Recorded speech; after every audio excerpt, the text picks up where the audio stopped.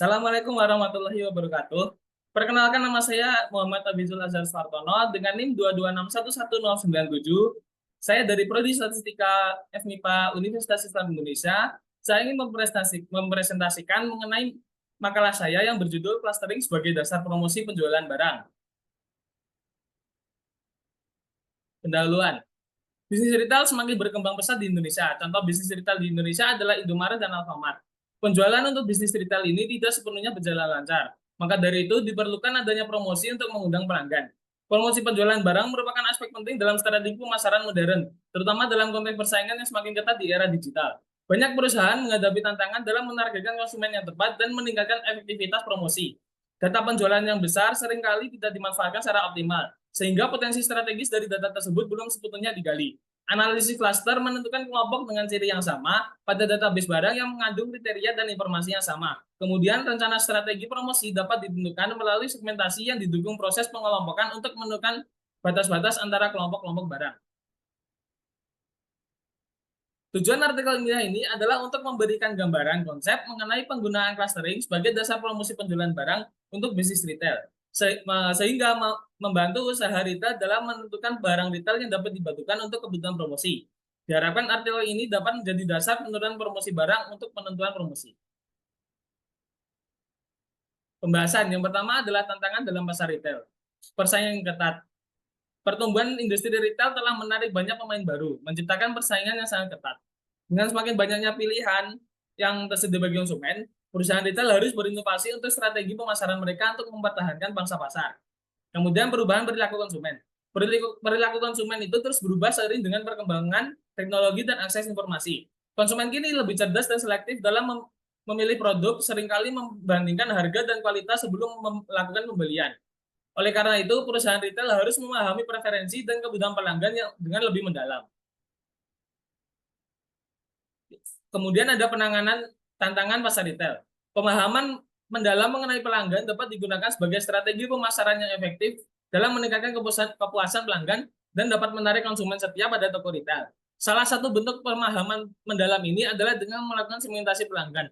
Menurut Durga Paulson dan Srinivasa Reddy tahun 2023, segmentasi pelanggan merupakan praktik membagi populasi pelanggan yang heterogen, memiliki perbedaan sifat, menjadi segmen atau kelompok yang lebih kecil dan lebih homogen, memiliki kesamaan sifat berdasarkan faktor-faktor seperti demografi, perilaku, pola pembelian, dan preferensi. Segmentasi ini memungkinkan pengusaha retail dalam mengidentifikasi preferensi pelanggan dan melakukan penyusunan strategi pemasaran yang tepat dan lebih efektif. Clustering merupakan salah satu metode yang sering digunakan dalam melakukan segmentasi pelanggan. Clustering merupakan metode dalam machine learning yang digunakan untuk mengelompokkan beberapa objek data menjadi beberapa kelompok yang memiliki kemiripan antar objek data. Dengan mengidentifikasi kelompok pelanggan dengan karakteristik yang serupa, perusahaan dapat merancang kampanye promosi yang lebih tepat sasaran. Ya, kemudian metode clustering. Kamis merupakan metode clustering untuk analisis data tanpa supervised atau unsupervised learning. Algoritma ini memiliki input data dan nilai K, di mana data atau objek akan didistribusikan menjadi K cluster dan setiap cluster akan memiliki nilai titik pusat. Kamis memiliki keunggulan yang pertama mudah diimplementasi, kemudian waktu penghitungannya yang cepat, dan umum untuk digunakan. Di balik kelebihannya, Kamis sulit untuk menentukan nilai K yang tepat agar hasil clustering tepat. Kamis juga akan sulit untuk divisualisasikan jika atributnya terlalu banyak. Kemudian Kamedoids. Algoritma Kamedoids ini dipilih karena memiliki kelebihan diantaranya pusat cluster pada Kamedoids adalah suatu data yang secara real berada di tengah klaster atau median. Posisi medoid juga tidak terlalu terpengaruh terhadap adanya noise ataupun distribusi jarak yang berbeda-beda antara data dengan pusat klaster dan tidak sensitif terhadap outlier. Selain kelebihan, Kamedoid juga memiliki kekurangan diantaranya relatif kurang efisien, proses yang rumit, sulit menentukan nilai K yang tepat, optimal untuk clustering atau pisah, dan ukuran dataset kecil. Selanjutnya, Xmeans. Dilakukan ekstensi terhadap metode Kamis untuk menghasilkan proses komputasi yang lebih cepat dan melakukan estimasi jumlah klaster yang paling efisien dalam pemrosesan data. Penelitian tersebut menghasilkan metode Xmeans atau Extended Kamis. Xmeans diklaim mampu digunakan pada dataset kecil dan proses komputasi yang lebih cepat daripada Kamis. Algoritma Xmeans terdiri dari dua operasi yang terus terulang hingga eksekusi berakhir. Kemudian implementasi clustering dalam strategi promosi.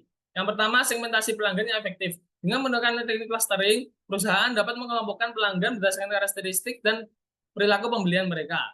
Misalnya pelanggan yang sering membeli produk tertentu dapat ditargetkan dengan penawaran khusus atau diskon untuk produk tersebut, meningkatkan kemungkinan konversi penjualan. Selanjutnya, personalisasi pengalaman belanja. Dengan memahami kebutuhan spesifik dari setiap segmen pasar, perusahaan dapat menyesuaikan penawaran produk dan strategi pemasaran mereka. Sebagai contoh, sebuah toko di daerah perkotaan mungkin lebih fokus pada produk yang premium, sementara toko di daerah suburban dapat menekankan pada produk ramah keluarga. Selanjutnya, optimalisasi promosi multi-channel. Dalam era digital ini, penting bagi perusahaan retail untuk mengoptimalkan promosi mereka di berbagai saluran.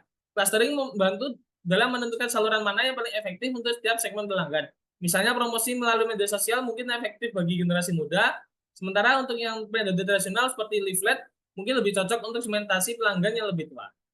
Selanjutnya, pengukuran efektivitas promosi. Salah satu tantangan utama dalam pemasaran adalah mengukur efektivitas promosi.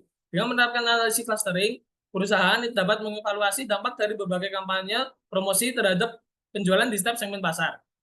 Ini memungkinkan mereka untuk mengidentifikasi promosi mana yang memberikan hasil terbaik dan mana yang perlu diperbaiki atau dihentikan. Selanjutnya adalah pengembangan strategi pemasaran yang responsif. Clustering ini memberikan wawasan yang mendalam tentang perilaku konsumen, memungkinkan perusahaan untuk merespon perubahan tren pasar dengan cepat. Misalnya, jika analisis menunjukkan bahwa pelanggan mulai beralih ke produk ramah lingkungan, perusahaan dapat segera menyesuaikan strategi pemasaran mereka untuk mempromosikan produk tersebut. Yang terakhir adalah kesimpulan. Metode clustering ini membantu pengambilan keputusan strategis di industri retail dengan mengelompokkan pelanggan atau produk berdasarkan karakteristik dan perilaku pembelian. Algoritma seperti Cummins, Camidoids, dan X-Min efektif untuk meningkatkan promosi dan komoditi penjualan, sekaligus mengatasi kelemahan seperti sensitivitas terhadap outlier. Clustering juga memungkinkan personalisasi pengalaman belanja, meningkatkan loyalitas pelanggan, dan mendukung pemilihan saluran promosi paling efektif di pemasaran multi-channel. Sekian presentasi yang dapat saya sampaikan. Apabila ada kekurangan dan kesalahan, saya mohon maaf. Kurang lebih saya mengucapkan terima kasih. Saya pamit undur diri. Wassalamualaikum warahmatullahi wabarakatuh.